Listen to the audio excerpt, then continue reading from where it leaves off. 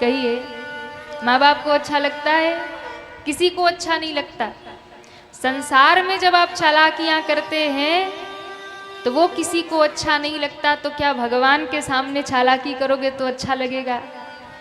भगवान कहते मुझे भोला भगत निर्मल मन का भक्त अति प्रिय है। भगवान ने शंख का स्पर्श कराया, वेद वेदांत सब याद हो गए, हाथ जोड़ के स्तुति गाई है। और भगवान ने कहा क्या चाहिए? ध्रुव ने कहा मुझे कुछ नहीं चाहिए। भगवान ने कहा कि तुम कुछ कामना तो लेकर आए थे ना, मेरे दर्शन का भी तो फल है। ध्रुव जी ने कहा था कामना तो थी कि आपके गोद में बैठना है। भगवान ने कहा फिर आओ, आज मैं तुम्हें अपनी गोद में बिठाता हूँ। और भगवान ने उठा करके श्री ध्रुव जी महाराज को अपने गोद में बिठा लिया। बोलिए भक्त वत्सल भगवान की जय हो, नारायण भगवान की जय हो। भगवान ने ध्रुव जी को अपनी गोद प्रदान कर दी और ध्रुव जी महाराज आनंद से भर गए। भक्त को भगवान मिल जाए तो और क्या चाहिए। ध्यान रखिए, ध्रुव जी महाराज को 5 वर्ष की अवस्था में भगवान मिल गए। भजन करने की कोई उम्र नहीं होती। जो लोग सोचते हैं कि बुढ़ापे में भजन करेंगे, जो लोग सोचते हैं अभी पढ़ने लिखने की उम्र है, अभी भजन करके क्या करेंगे, लोग सोचते हैं अभी तो हमारी नौकरी लग गई, अभी घर परिवार ब्याह हो गया, अभी तो कमाने खाने का समय है, अभी नहीं भजन करना, भजन बुढ़ापे में करेंगे, बुढ़ापे में करेंगे। ध्यान रखना, यदि बचपन से जिसने भजन नहीं किया तो 55 में भी होने वाला नहीं है। इसलिए भजन को कभी जीवन के अंत के लिए मत छोड़िए। क्यों?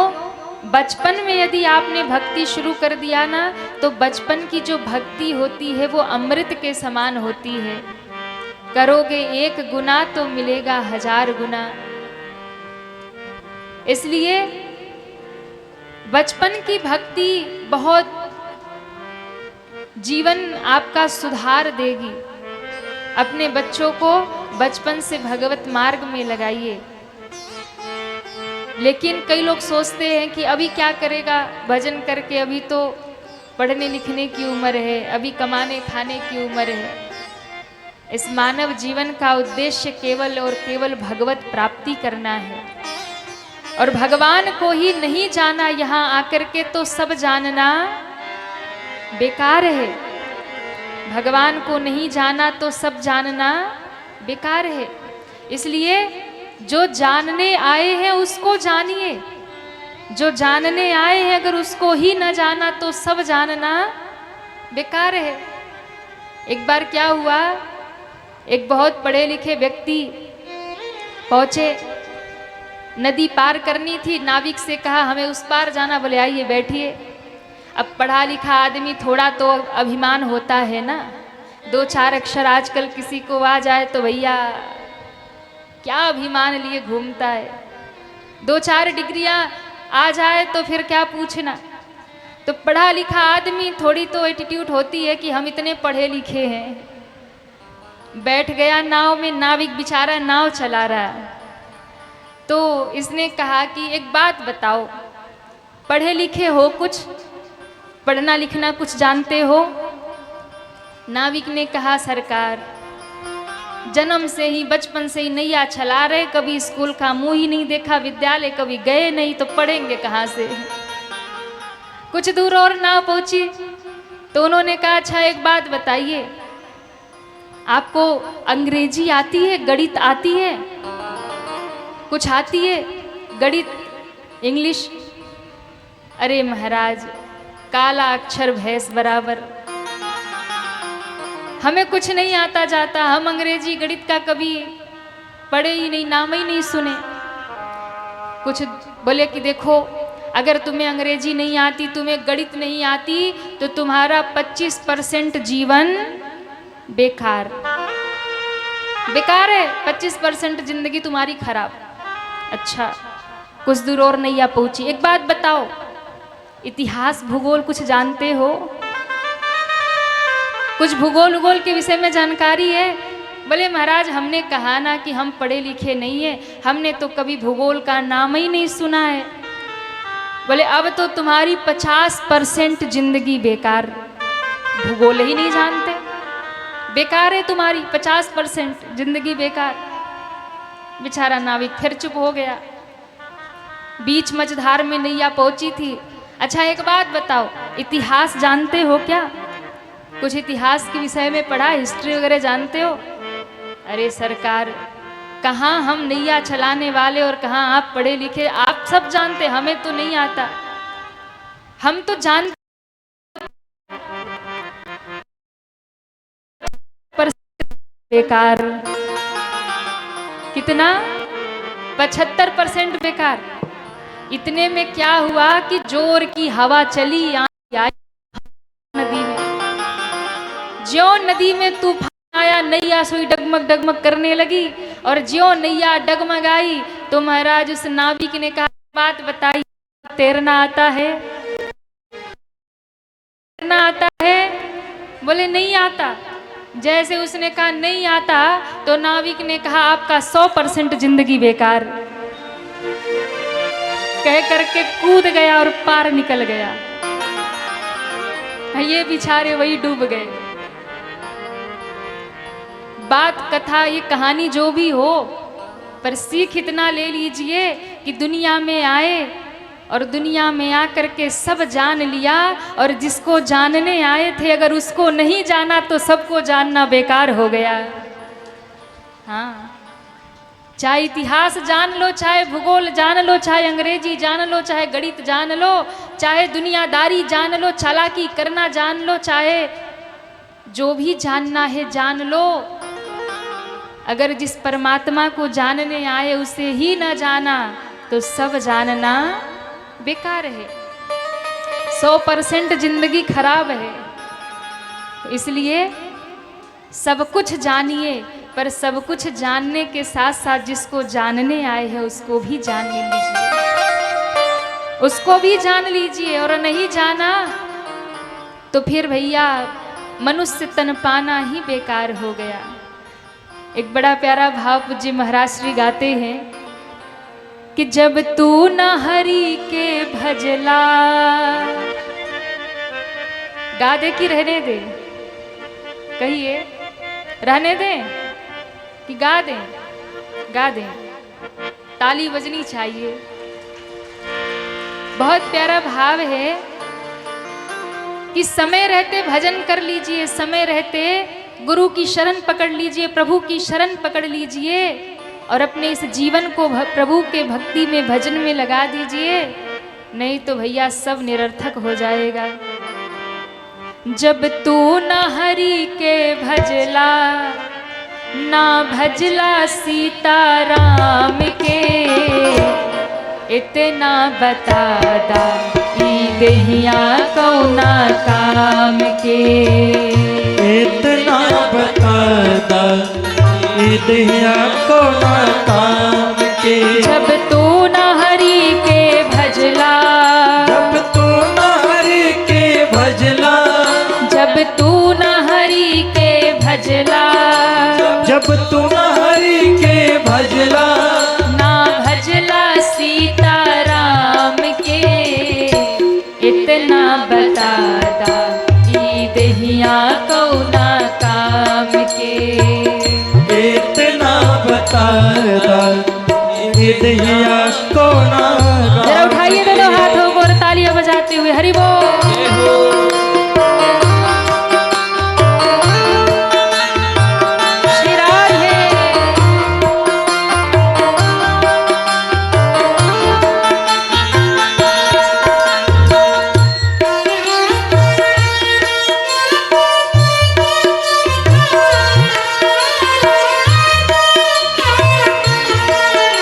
राधारणी सरकार की जय हो।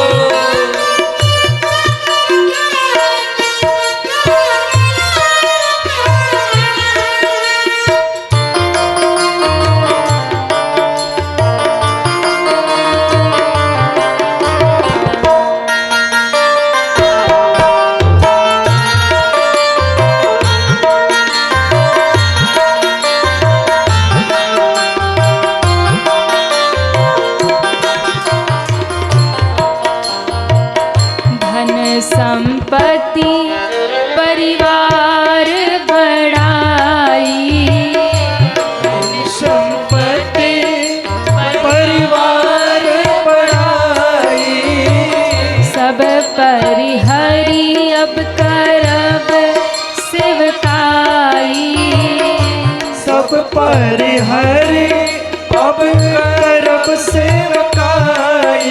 जब तू न प्रभु के भजला, जब तू न प्रभु के भजला, ना भजला राधे श्याम के। अरे दोनों हाथ तो उठा लीजिए। इतना बता दहिया कौना काम के, इतना बता दहिया कौना काम के। जब तू न हरि के भजला, जब तू न हरि के भजला, ना भजला सीताराम के।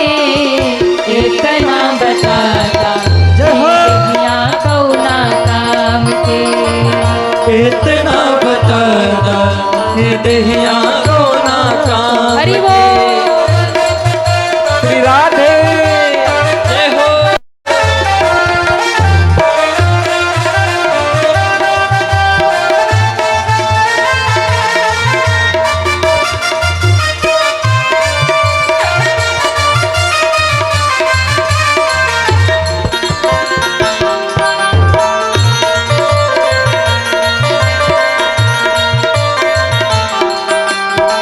श्री राधे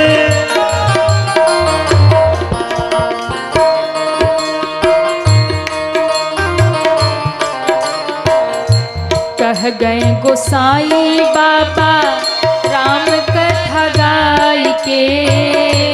कह के गोसाई बाबा राम कथा गाय के। राम कथा, भागवत कथा, शिव महापुराण कथा, सब कथा का एक ही सार है। सब कथा एक ही सिद्धांत दे रही है। क्या? हरि के भजन करा मनवा लगाई के। हरि के भजन करा मनवा लगाई के। कह गए गोसाई बाबा राम कथा गाय के। कह गए गोसाई बाबा राम कथा गाय के। हरि के भजन करा मनवा लगाई के। हरि के भजन करा मनवा लगाई के। जब राम नाम ना लेहला, जय हो। ओ जब राम नाम ना लेहला, जब राम नाम ना लिहला, ना कथा तू सुनला कान से। इतना बता दहिया कौना काम के। इतना बता दहिया कौना काम के। जब तू न हरि के भजला, जब तू न हरि के भजला, ना भजला राधे श्याम के। इतना बता दहिया कौना काम के। इतना बता दहिया कौना काम के। इतना बता दहिया कौना काम के। दहिया कौना काम के। दहिया कौना काम के।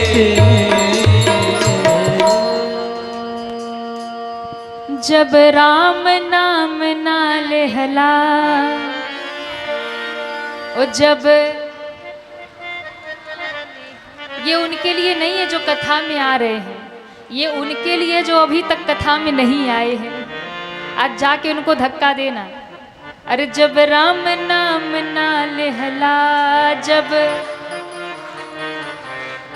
उठाइए पूरे पूरे हाथ सभी पीछे तक और एक साथ तालियां बजाते हुए। जब राम नाम ना लेहला, जब पूरे पूरे हाथ ऊपर करिए सभी और एक साथ तालियां।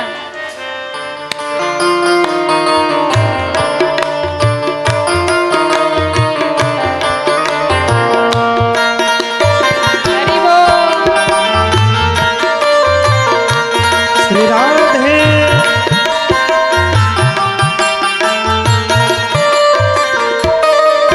जब राम नाम ना लेहला, जब अभी जोर से आवाज नहीं आ रही, धीरे आ रही। पूरे पूरे हाथ ऊपर करिए सभी पीछे तक और एक साथ।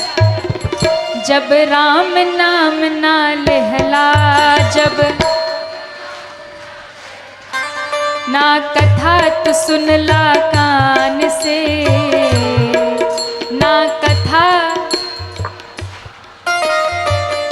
इतना बता दा ई दहिया कौना काम के।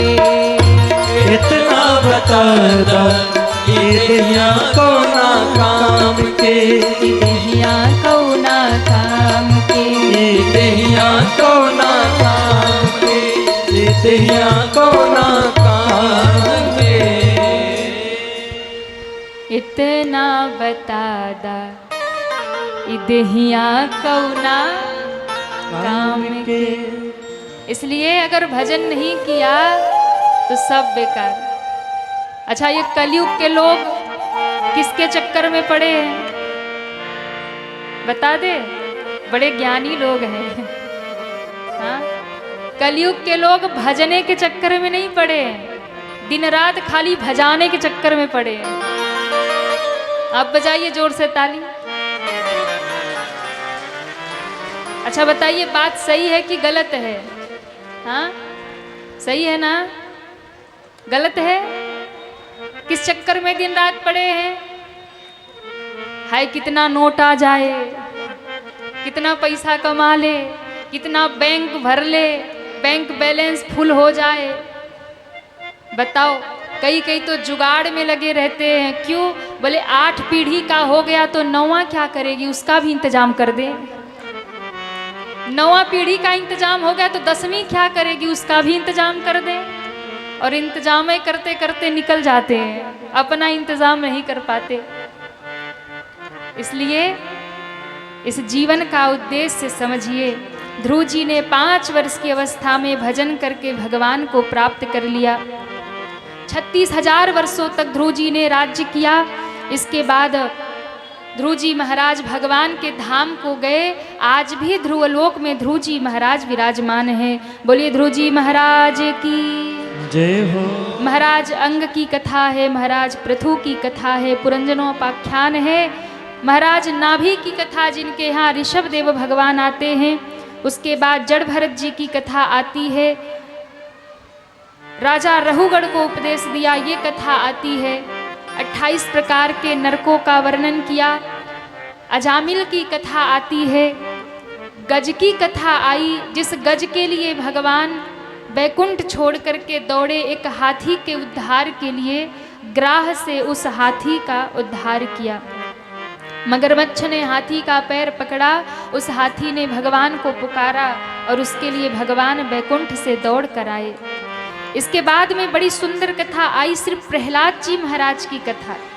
देखिए, 2 छोटे बालकों ने भगवान को प्रकट किया, उनके लिए भगवान को अवतार लेना पड़ा।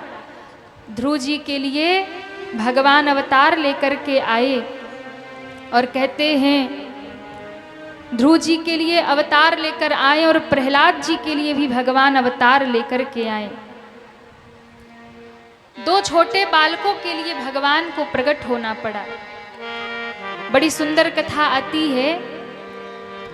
भगवान ने हिरण्याक्ष का वध किया था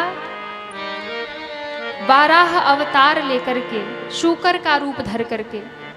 इसके बाद जो हिरण्याक्ष का भाई था, जिसका नाम था हिरण्यकश्यपु। क्या नाम था? हिरण्यकश्यपु। हिरण्यकश्यपु ने नारायण भगवान से बैर कर लिया, विरोध कर लिया। बोले, ये नारायण मेरा शत्रु है, मैं अपने भाई के मृत्यु का बदला लूंगा नारायण से युद्ध करके। ये सोच करके तपस्या करने गया। तपस्या करने गया कि तप करके ब्रह्मा जी से वरदान मांगूंगा अमर होने का और फिर नारायण से युद्ध करूंगा। जब तप करने गया उसी समय कहते हैं, हिरण्यकश्यपु की जो पत्नी थी उसका नाम था कयादु। कयादु उस समय गर्भवती थी। इंद्र को लगा कि ये असुर तो हमारा जीना हराम करके रखा ही है, इसका बेटा आएगा, वो भी बड़ा असुर बनेगा, वो भी हमें आकर के स्वर्ग में प्रताड़ित करेगा और स्वर्ग हमसे छीन लेगा। तो हिरण्यकश्यपु का तो जो होगा सो होगा, पर इसके यहाँ जो संतान आई दूसरी राक्षस, उसको मार दूंगा मैं। इस उद्देश्य से उसने छल से वेश बदल करके कयादु का हरण कर लिया, हिरण्यकश्यपु की पत्नी का हरण कर लिया। अब हरण करके जब लेके जा रहा था तो उसने तलवार निकाली और कयादु को मारने चला। कयादु भयभीत हो गई, रोने लगी, जोर जोर से रो करके पुकारने लगी कि कोई मेरी रक्षा करे, कोई मेरी रक्षा करे। हाथ जोड़ जोड़ के कहने लगी इंद्र को कि आप तो देवता हैं, दैत्यों जैसा कृत्य क्यों कर रहे हैं? मैं गर्भवती हूँ, मेरे गर्भ में एक बालक है, मुझे मत मारो। पर मारने दौड़ा। कहते हैं उसकी आवाज सुन करके, उसकी रुदन को सुन करके नारद जी वहां प्रकट हो गए। अब नारद जी का तो काम है ये विचरण करना, घूमते रहते हैं। नारद जी ने सुना कि कोई स्त्री रो रही है, रुदन कर रही है, अपने बचाव की गुहार लगा रही है, तो नारद जी वहां प्रकट हो गए। नारद जी ने देखा कि कयादु को मारने के लिए इंद्र तलवार लिए खड़े। नारद जी ने कहा नारायण नारायण, अरे इंद्र रुक जा रुक जा रुक जा, तुम्हें पता है तुम ये क्या कर रहे हो? कहा अच्छे से पता है देवऋषि मैं क्या कर रहा हूं। ये उसी राक्षस की पत्नी है कयादु, इसका पति हिरण्यकश्यपु तपस्या करने गया है, वरदान लेकर के ये हमें त्रस्त करेगा और इसका जो बेटा होगा, बालक होगा, वो भी भयंकर राक्षस बनेगा, उसे भी मार दूंगा। नारद जी ने कहा अरे इंद्र तनिक तो शर्म करो, तुम देवता हो, दैत्यों जैसा कृत्य कर रहे हो। ऊंच निवास नीच कर तूती, तुम्हारा निवास स्वर्ग में है, ऊंचा निवास है, कर्म इतना निम्न कर रहे, एक अबला एक नारी को मारने जा रहे हो, एक नारी की हत्या, शास्त्र वर्जित कार्य तुम करने जा रहे हो। और तो और नारी को तो मार रहे हो, वो भी कैसी नारी? एक गर्भवती स्त्री, एक गर्भवती को तुम मारने जा रहे हो। इतना बड़ा अपराध, एक साथ दो दो जीव की हत्या, तुम देवता कहलाने के योग्य नहीं हो। ध्यान दीजिएगा, गर्भवती नारी जो होती है ना, गर्भवती नारी नारायण के समान होती है। गर्भवती नारी का आदर करना चाहिए, सम्मान करना चाहिए, सत्कार करना चाहिए। भगवान विष्णु क्या करते हैं? समस्त पृथ्वी के सृष्टि के जितने भी जीव हैं उन बीज का रक्षण करने वाले नारायण हैं। और नारायण भगवान सृष्टि के पालन करता है। पालन पोषण करना विष्णु भगवान का कार्य है।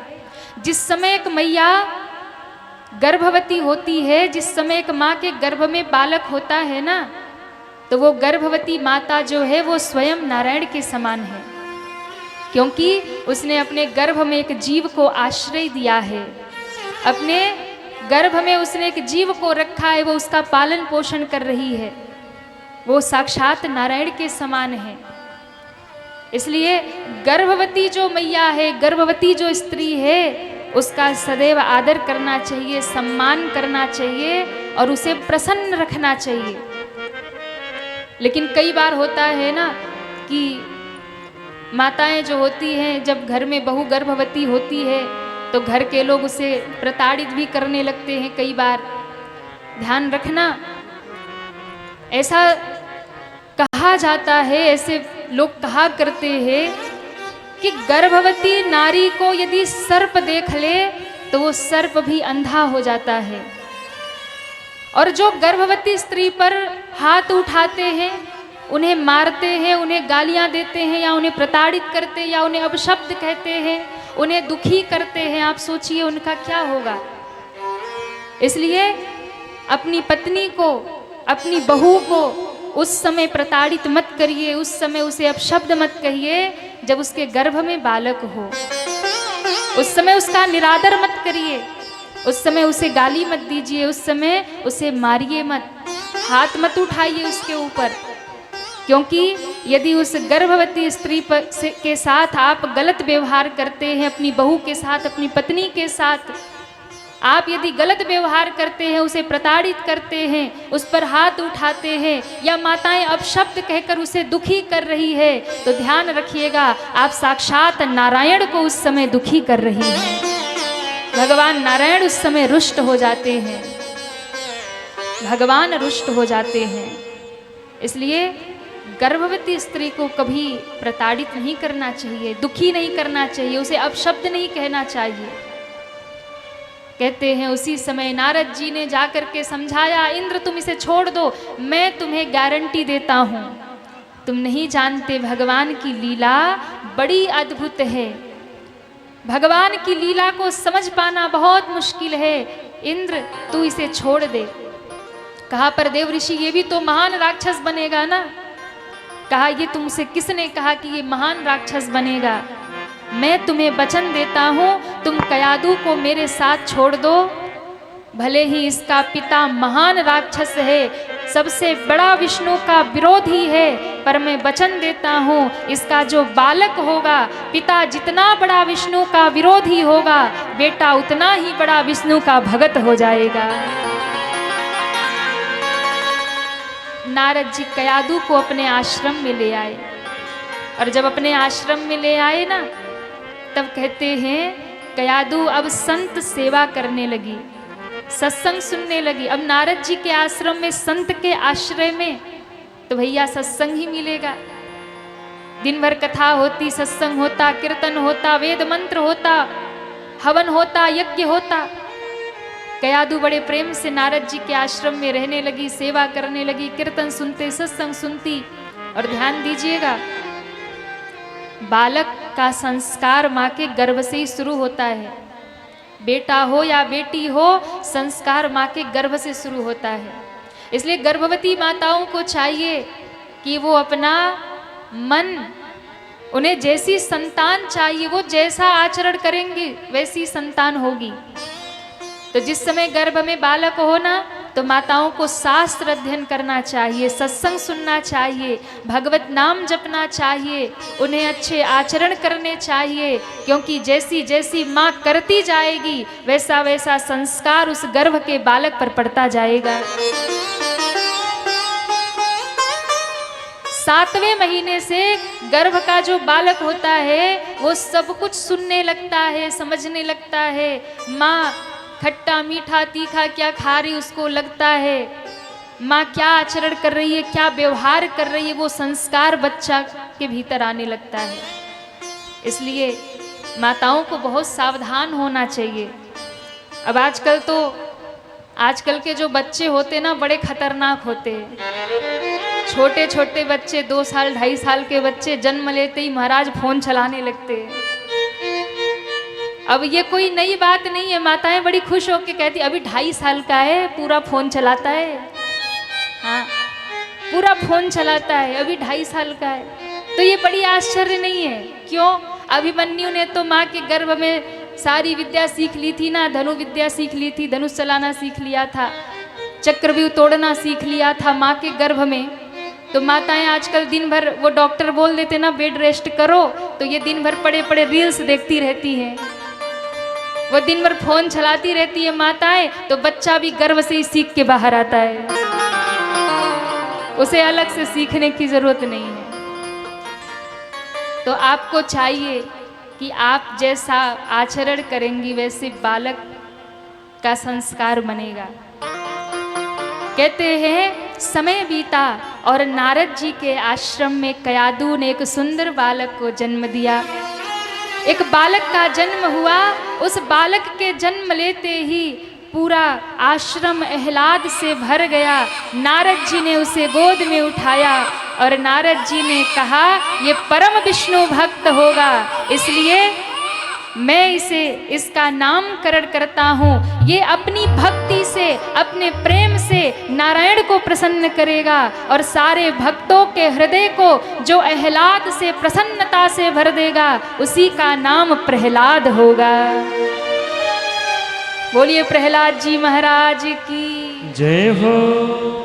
तो प्रहलाद नाम ही ले लो प्रहलाद, तो नरसिंह भगवान याद आ जाते हैं। हृदय आह्लाद से भर जाता है कि कैसे एक छोटे बालक के लिए भगवान खम्मा फाड़ के प्रकट हुए। ऐसे सब भक्तों के हृदय को आह्लादित करने वाले, भक्तों के हृदय को आह्लाद से भरने वाले श्री प्रहलाद का जन्म हुआ। बोलिए प्रहलाद जी महाराज की जय हो। अब देखिए, कहते हैं प्रहलाद जी का जन्म हुआ और थोड़े बड़े हो गए नारद जी के आश्रम में। और कहते हैं नारद जी के आश्रम में रहते रहते बचपन से ही मन हरि भक्ति में, नारायण की भक्ति में लग गया। छोटा बालक भगवान नारायण का नाम जपता है, भजन करता है। अब गर्भ से वही संस्कार पड़े हैं, तो जन्म से ही विष्णु भक्त हो गया। पिता इतना बड़ा नारायण का विरोधी और बेटा उतना ही बड़ा नारायण का भक्त। अब देखिए, एक ही परिवार में, एक ही घर में पिता और पुत्र में कितना द्वंद्व हो गया। कयादू बड़ी प्रसन्न है बेटे को लेकर के, आनंद में है। समय बीता, अब इसने तप किया और तप करके इसने वरदान मांगा नारायण भगवान से। क्या वरदान मांगा? तो इसने वरदान मांगा भगवान ब्रह्मा जी से कि मुझे आप वरदान दीजिए, मैं अमर हो जाऊं। ब्रह्मा जी ने कहा ये नहीं हो सकता, मरोगे तुम, तो मैं अपने मृत्यु के सारे रास्ते बंद कर दूंगा। ब्रह्मा जी ने कहा जितनी युक्ति लगानी है लगा लो। हिरण्यकश्यपु ने कहा कि मुझे अमर नहीं कर सकते तो वरदान दे दो, ना दिन में मरूं ना रात में मरूं, ना ऊपर मरूं ना नीचे मरूं, ना बाहर मरूं ना भीतर मरूं। ब्रह्मा जी ने कहा अच्छा, और ना अस्त्र से मरूं ना शस्त्र से मरूं, ना पशु से मरूं ना मनुष्य से मरूं। ब्रह्मा जी ने कहा अच्छी बात है, और कुछ? कहा एक और बात, साल में 12 महीने होते हैं, उन 12 महीने में से किसी में ना मरूं। अब ब्रह्मा जी ने कह दिया तथास्तु, पर तथास्तु कह के ब्रह्मा जी की बुद्धि चकरा गई। ब्रह्मा जी ने कहा मैंने कह तो दिया कि 12 महीने में से तुम किसी में नहीं मरोगे, तो क्या ये अमर हो गया? भागे भागे भगवान के पास गए, भगवान से कहा प्रभु क्या हुआ? मैंने तो वरदान दे दिया, चलो न दिन में मरूं ना रात में मरूं, ना अस्त्र से ना शस्त्र से, ना भीतर ना बाहर, ना मनुष्य से ना पशु से। ये सब तो ठीक था, पर उसने कहा 12 महीना में से किसी में ना मरूं। ये खतरनाक मामला है।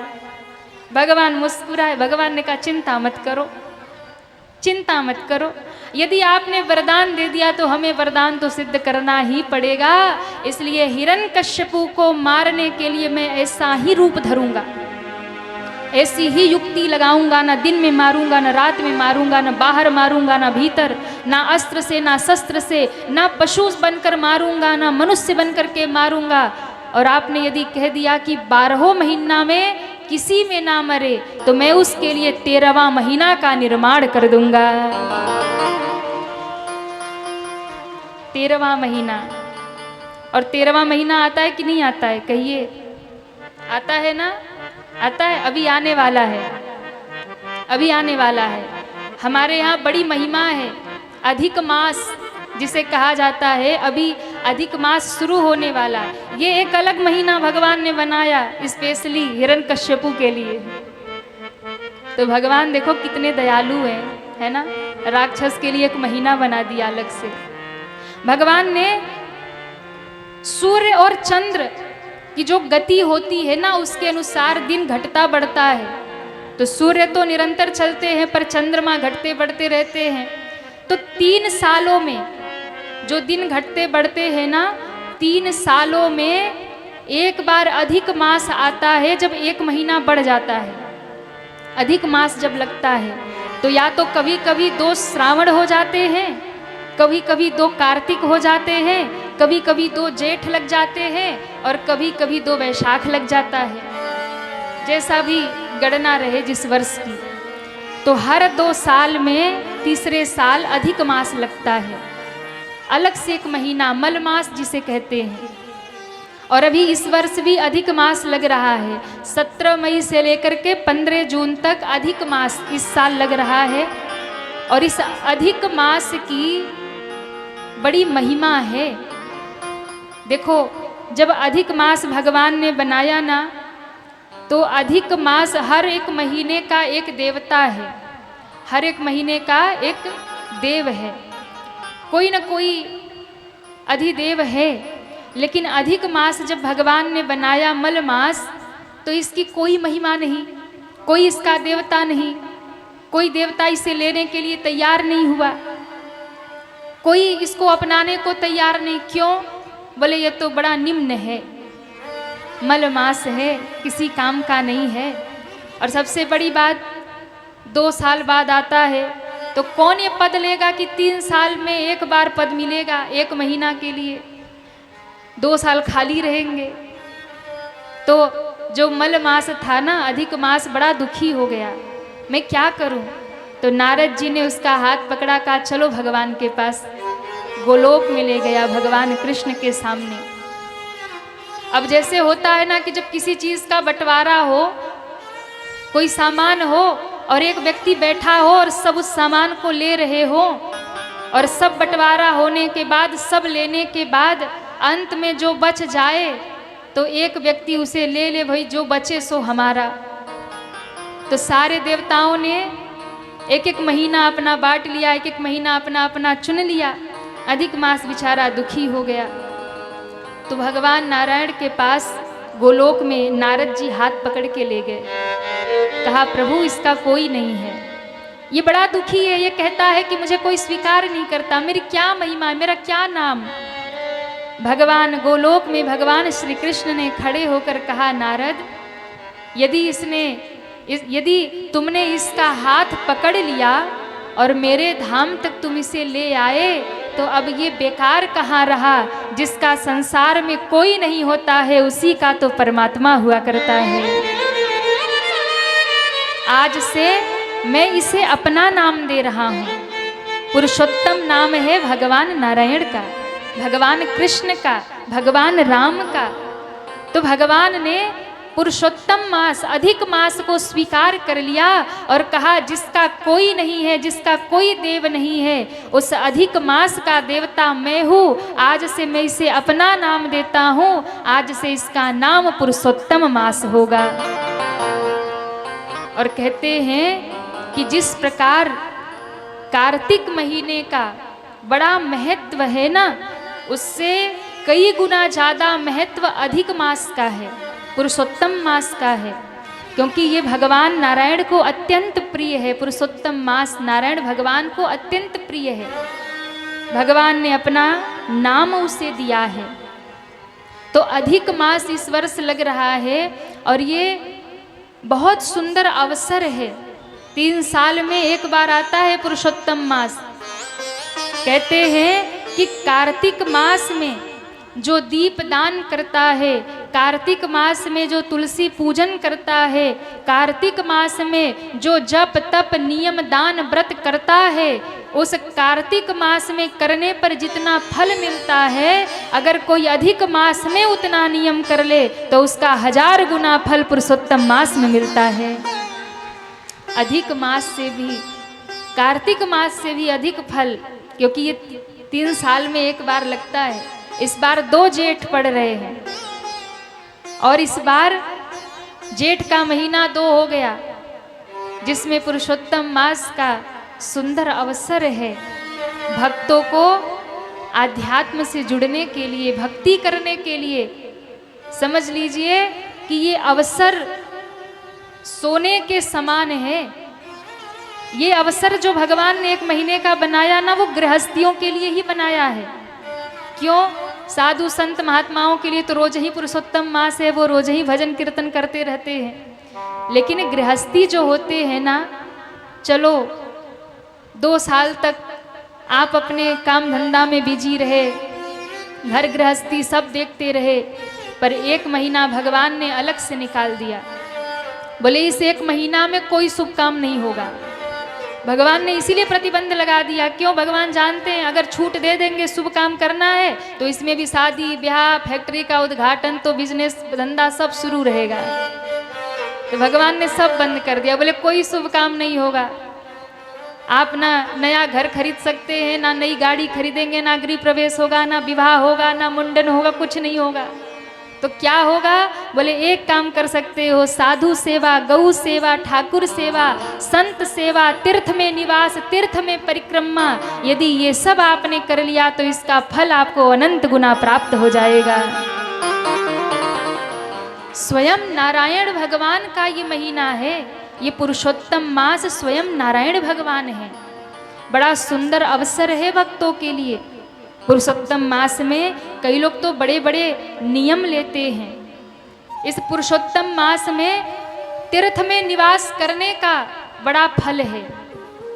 और अगर आप पूरा महीना तीर्थ में निवास नहीं कर सकते हैं तो 2 दिन 4 दिन जा कर के, 1 रात भी जा कर के आपने अगर तीर्थ में बिता लिया तो आपको भगवान नारायण की कृपा प्राप्त हो जाती है।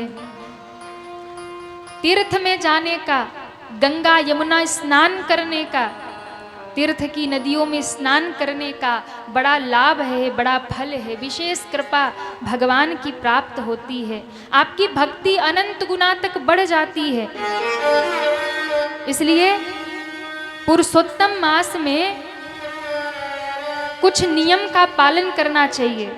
अब कई लोग तो व्रत लेते हैं कि हम पूरे तालियां बजाते हुए गोवर्धन भगवान की,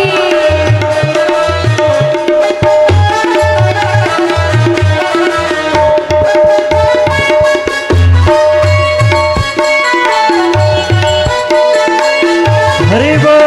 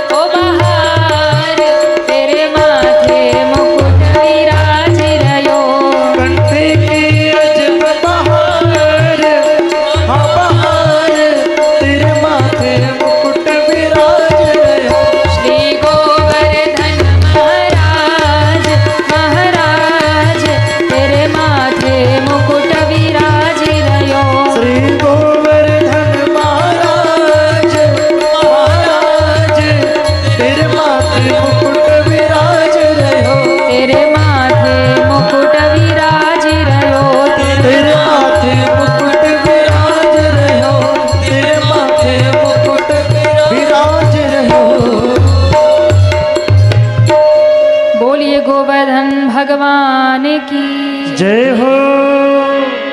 भगवान लेकर के आते हैं सारे ग्वाल बाल, गोवर्धन भगवान की पूजा करते हैं। और जब गोवर्धन भगवान की पूजा सबने की तो भगवान ने क्या किया, एक रूप से ग्वाल बालों के संग खड़े थे और दूसरा रूप लेकर गोवर्धन से प्रकट हो गए। और जैसे ही प्रकट हुए तो भगवान ने मुंह खोल खोल करके, बड़े बड़े मुख खोले और जितना भोग बनाकर लाए थे ग्वाल बाल सब खाना शुरू कर दिया। सारे ग्वाल बाल बड़े प्रसन्न हुए। अरे देखो देखो, हमें तो पता ही नहीं था कि गोवर्धन में इतने बड़े भगवान रहते हैं। अरे भला हो कन्हैया का, जो इसने हमें याद दिलाया कि गोवर्धन की पूजा करो। अरे जन्म बीत गए, हम इंद्र की पूजा कर करके मर गए, कभी दिखा नहीं आज तक। पर देखो गोवर्धन भगवान ने तो दर्शन दिया। एक ग्वाले ने कहा, एक बात कहूँ क्या? बोले ये जो गोवर्धन भगवान दिख रहे हैं ना भैया, या कि तो सकल अपने कन्हैया जैसी ही दिखे। हाँ, या कि सकल कन्हैया जैसी दिखे। दूसरे ने कहा कि अरे अपनों कन्हैया कोई गोवर्धन भगवान से कम है क्या? हाँ, अपना कन्हैया वैसे ही बहुत सुंदर है तो भगवान भी उसके जैसे सुंदर होंगे। अब कन्हैया मुस्कुरा रहे ग्वाल बालों की बातें सुन के, क्योंकि कन्हैया की ही लीला है, वही गोवर्धन रूप में प्रकट हुए हैं, वही ग्वाल बालों के संग खड़े। बड़ी धूमधाम से पूजा हुई, मानसी गंगा प्रकट हुई। मानसी गंगा प्रकट करके गोवर्धन को स्नान कराया और कहते स्नान करा के अब गोवर्धन भगवान धूप दीप नैवेद्य सब पूजन करने के बाद तब गोवर्धन भगवान ने जैसे ही नैवेद्य खाना शुरू किया तो ठाकुर जी तो बड़े भूखे रहते ही हैं, ठाकुर जी ने सारे पकवान खा लिए। ग्वाल बालों ने कहा अरे कन्हैया, ये तेरा गोवर्धन भगवान कितने युग का भूखा है, हमें तो लगता है कि आज तक इसे किसी ने भोजन दिया नहीं, क्यों सारे पकवान खा गए? अरे हमारे लिए तो कुछ बचा देते प्रसादी। भगवान ने कहा चिंता मत करो, गोवर्धन भगवान का पेट भर जाने दो, फिर हमारी व्यवस्था करेंगे। भगवान मुस्कुराए और गोवर्धन भगवान ने एक बार तो सब भोग लगाया, फिर कृपा की तो सबके थाल मड़ी माड़क के हीरे मोतियों से गोवर्धन भगवान ने भर दिया।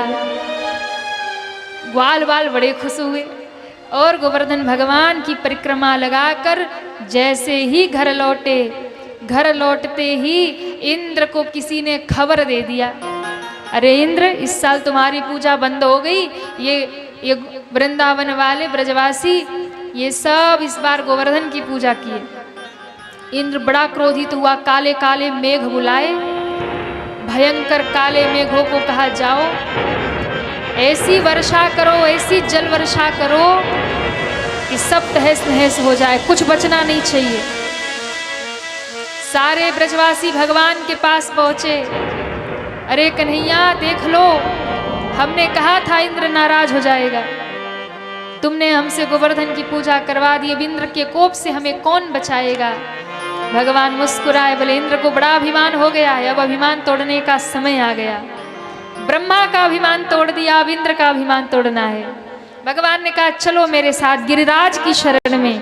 अरे जिस गोवर्धन गिरिराज ने, जिनकी हम पूजा किए हैं उनकी शरण में चलेंगे, वही गिरिराज हमारी रक्षा करेंगे। सारे ब्रजवासियों को लेकर के भगवान गिरिराज में पधारे हैं। सारे ब्रजवासियों को कहा देखो गिरिराज भगवान हमारी रक्षा करेंगे, गिरिराज भगवान इंद्र के कोप से हमें बचाएंगे, सब गोवर्धन भगवान को प्रणाम करो। जैसे ही ब्रजवासियों ने झुक करके गोवर्धन को प्रणाम किया, भगवान आगे बढ़े और भगवान ने अपनी छोटी उंगली पर गिरिराज पहाड़ को धारण कर लिया। बोलिए गिरिराज धरण भगवान की जय हो, गोवर्धनधारी भगवान की जय हो, गिरिवरधारी भगवान की जय हो। भगवान ने गिरिराज उठा के कहा रे ब्रजवासियों सब मेरी शरण में आ जाओ। सारे ब्रजवासी अपनी अपनी लठियां लगा के खड़े, सब गैया ग्वाल बाल ग्वाले गोपियां सब गोवर्धन के नीचे आ गए। और जैसे ही गोवर्धन भगवान ने उठाया सबने हाथ जोड़ लिया। गिरिराज धरन प्रभु तुम्हारी शरण, गिरिराज धरण प्रभु तुम्हारी शरण, गिरिराज धरन प्रभु तुम्हारी शरण, गिरिराज धरण प्रभु तुम्हारी शरण, तुम्हारी शरण गिरधर तुम्हारी शरण, तुम्हारी शरण, दोनों हाथ उठा के तुम्हारी शरण गिरधर तुम्हारी शरण, तुम्हारी शरण गिरधर तुम्हारी शरण, गिरिराज धरन प्रभु तुम्हारी शरण, गिरिराज धरण प्रभु तुम्हारी शरण। गोवर्धन भगवान की जय हो।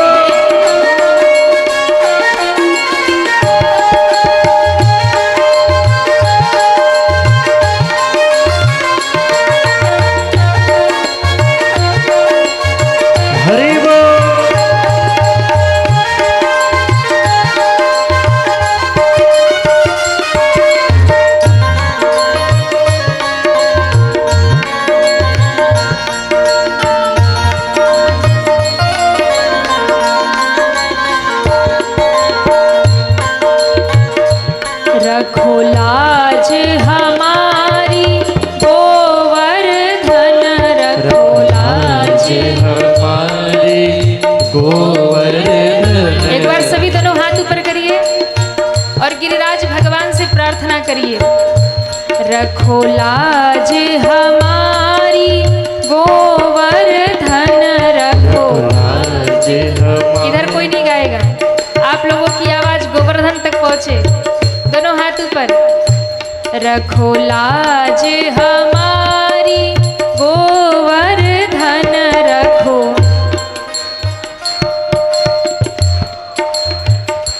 हम तक आवाज नहीं आ रही तो गोवर्धन तक क्या जाएगी। दोनों हाथ उठा के, रखो लाज हमारी गोवर्धन रखो।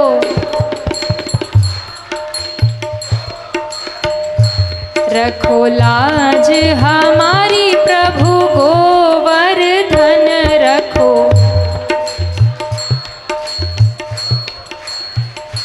पीछे वाले लोगों की आवाज नहीं आ रही।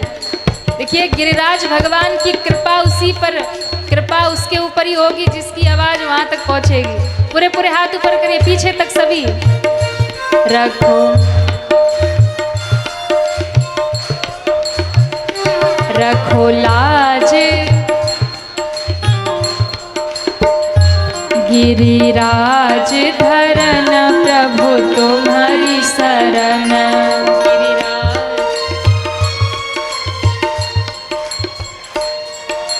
तुम्हारी शरण गिरधर तुम्हारी शरण, तुम्हारी। उठा लो पूरे हाथ। तुम्हारी शरण गिरधर तुम्हारी शरण, तुम्हारी। गिरिराज धरन प्रभु तुम्हारी शरण। गिरिराज धरण प्रभु तुम्हारी शरण। रखो लाज हमारी गोवर्धन रखो। लाज हमारी गोवर्धन रखो लाज हमारी, रखो लाज। दोनों हाथ उठा के, गिरिराज धरन प्रभु तुम्हारी शरण। गिरिराज धरण प्रभु तुम्हारी शरण। प्रभु तुम्हारी शरण। प्रभु तुम्हारी शरण। गिरधर तुम्हारी शरण। बोलिए गोवर्धन भगवान की जय हो। गिरिराज धरण भगवान की जय हो। 7 दिन 7 रात तक कन्हैया ने गोवर्धन उठाकर, 7 वर्ष के कन्हैया खड़े रहे। 7 दिन 7 रात तक भयंकर आंधी तूफान वर्षा, और कहते हैं भगवान ने सब सुविधा बना दी। 7 दिन बाद इंद्र ने आके देखा तो पूरे ब्रज में धूल उड़ रही है। पूरे ब्रज में धूल उड़ रही है, एक भी जल की बूंद दिखाई नहीं दे रही। इंद्र घबराया, हो क्या रहा है? बोले ऊपर तो सुदर्शन चक्र घूम रहा है, ऊपर सुदर्शन चक्र घूम रहा, गोवर्धन के ऊपर जितना भी जल गिरता है सब दूर फेंक रहा। और नीचे अब देखो ऊपर से जल, अब मान लो ये पंडाली वाटर प्रूफ लगा है, जल बरसा तो अंदर नहीं आया तो बाहर तो गिरा ना, तो बाहर गिरा तो ज्यादा गिरेगा तो अंदर नीचे से आ जाएगा। तो धूल कैसे उड़ रही है? शेष नाग ने आकर के शेष भगवान ने पूरी मेड़ बना दी। अब ऊपर से जल गिरे तो मेड़ के बाहर गिरे, अंदर घुसे ही नहीं। अब खेतों में जल रोकना है तो क्या करते आप लोग? कहिए, मेड़ बना देते ना। मेड़ बना देंगे तो उधर का जल इधर नहीं आएगा। तो मेड़ किसने बनाई? शेष भगवान ने। ऊपर चक्र। अच्छा, अब ये समस्या कि जब 7 दिन 7 रात तक भयंकर जल वृष्टि हुई तो जल गया तो गया कहाँ? तब कहते हैं अगस्त मुनि को भगवान ने बुलाया और कहा, देखो आप तो समुद्र पी गए 3 बार में, अब यहाँ 7 दिन तक जल वर्षा होगी, जल का पान करो। सोई अगस्त ऋषि अंजलि लगा के खड़े हो गए। 7 दिन रात जितना जल गिरा सब अगस्त ऋषि पी गए। अच्छा, ये प्यासे थे त्रेता युग के, क्योंकि त्रेता युग में मैया सीता एक दिन भगवान राम से कहती हैं कोई ढंग का ब्राह्मण लेके आओ भोजन कराने। जितने भी ब्राह्मण आते हैं ना, थोड़ा थोड़ा खा के जाते हैं, मन नहीं भरता खिला के। कोई ऐसा तगड़ा लेके आओ जो थोड़ा जम के खाए, हमारा बनाना सार्थक हो। राम जी को लगा कि जानकी मैया को थोड़ा अभिमान हो रहा। राम जी ने कहा देखो ये ब्राह्मणों के चक्कर में मत पड़ो। हाँ, एक बार अगर अच्छे ब्राह्मण से मुलाकात हो गई ना तो जीवन भर फिर खिलाओगी नहीं। बोले नहीं नहीं महाराज, कोई अच्छा ब्राह्मण। अगस्त ऋषि को बुला दिया, बोले खिलाओ इनको। मैया ने खूब 56 भोग बनाया, छोटी छोटी कटोरियों में सजाया, थाल सामने लेके आई। अगस्त ऋषि ने कहा देवी ये छोटे छोटे बर्तन में क्यों ला रही हो, बड़े बर्तन नहीं है। मैया ने कहा, मैया प्रसन्न हुई कि चलो कोई ढंग का खाने वाला आया। अगस्त जी ने क्या किया, बोले एक ही बार में बड़ा परात मंगवाया। मैया ने जितना छोटे छोटे कटोरियों में परोसा था एक ही बार में डाला और भीतर गया। मैया दौड़ी और लाऊं, और ले आई। महाराज 2 ही बार में